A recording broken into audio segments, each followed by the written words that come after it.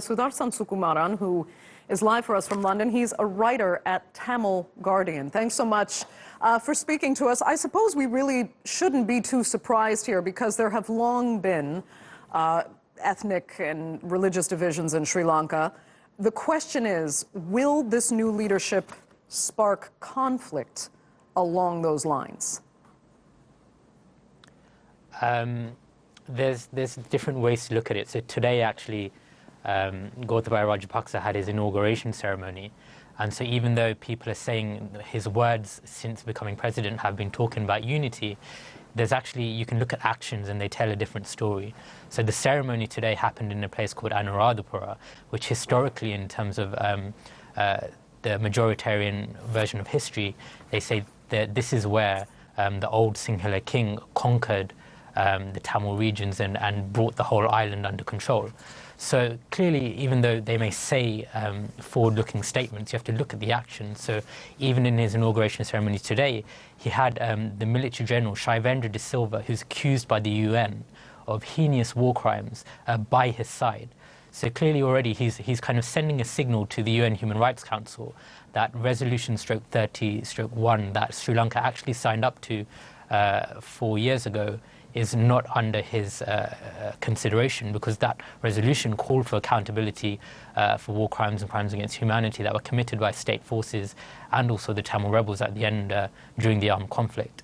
So that's one kind of side of things. Just, we've seen that he's not committed to accountability, which was a key prerequisite for reconciliation on the island.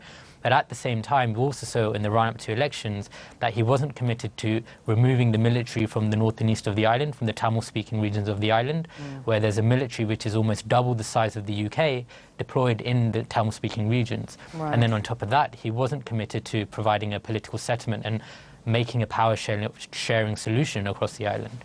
So the actions have been different to the actual words he's saying now once he's won the majoritarian community's vote base.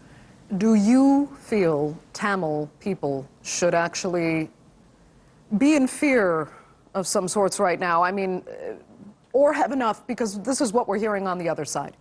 Enough lessons have been learned from the Civil War and since the end of the Civil War to make sure that everyone remains somewhat conciliatory. They may still stand and have pride in their different communities and religions, but nobody wants a return to the ethnic conflict that we saw in decades past. Yeah, the main concern is actually this isn't the first time. So Gotabaya Rajapaksa has come into a place of power after 4 years of where there was a bit of space for civil society to mobilize. And this happened before, actually, before the final phases of the armed conflict. There was about 4 or 5 years of ceasefire where both communities were kind of re-engaging and having civil society gather and journalists come up. But what happened was, as soon as Gotabaya came into power and had control of the security state forces, there was a massive attack on civil society, on journalists across the island, both Sinhalese journalists that were critical of Gotabaya, but also predominantly Tamil journalists were killed or abducted or disappeared. And this was all orchestrated by Gotabaya, and it's not hearsay. The UN reports found that Gotabaya was heavily linked to these abductions of journalists, and there's actually lawsuits against him now for torture and abduction.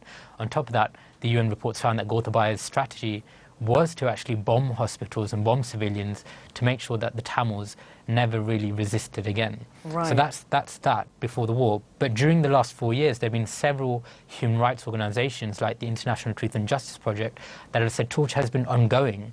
So as recent as 2017, there were cases of people that were tortured in Sri Lanka, and even the UN Special Rapporteur on counterterrorism and torture has said torture is actually an endemic part of Sri Lanka's security apparatus, and this was after the war.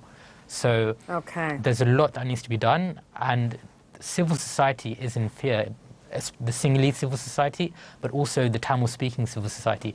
When I speak to my family in Colombo, they're saying social media has gone completely nationalist, and the majoritarian community, the ultra-nationalist majoritarian community, have realized that they don't even need the minority vote anymore to get the majority, because this election had the highest turnout in the Tamil-speaking regions in the north and east. Yet, despite the high turnout, the overall result was an ultra-nationalist party with Gotabaya as the president. Okay. So everyone is very worried, actually. I understand. From the picture you've painted there, that's understandable. Do you think then, do you agree with the analysts that say the reason he did win is because people believe he is a man that will be tough on security, and following the Easter bombings in April, this is the kind of leader Sri Lanka needs to make sure that extremists are reined in and that those kinds of attacks never happen again in Sri Lanka? Sure. So the Easter bombings are interesting because even before the Easter bombings, there had been a rise in anti-Muslim sentiment. So there'd already been, after the end of the armed conflict between the LTT, the Tamils, and the state, there was still a rise in nationalism. And actually, we found that there was at least 2 or 3 instances of anti-Muslim riots in Sri Lanka. And then it was after that that actually even the Muslim community warned that they're facing a lot of repression, and it's radicalizing their community because of the repression they're facing from the nationalist singular Buddhist state.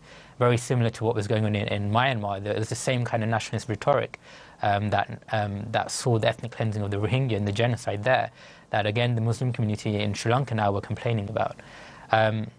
And then the bombings came, and now again what's happened is after the Easter Sunday bombings, it allowed again for this legitimization of securitization of the state, when the security apparatus of the state is known, is documented for torture, for rape, for war crimes and mass atrocities. Okay. So a lot of people say that this has allowed again another wave of this ultra-nationalist rhetoric to sweep the elections, and such a party hasn't seen such a majority in decades.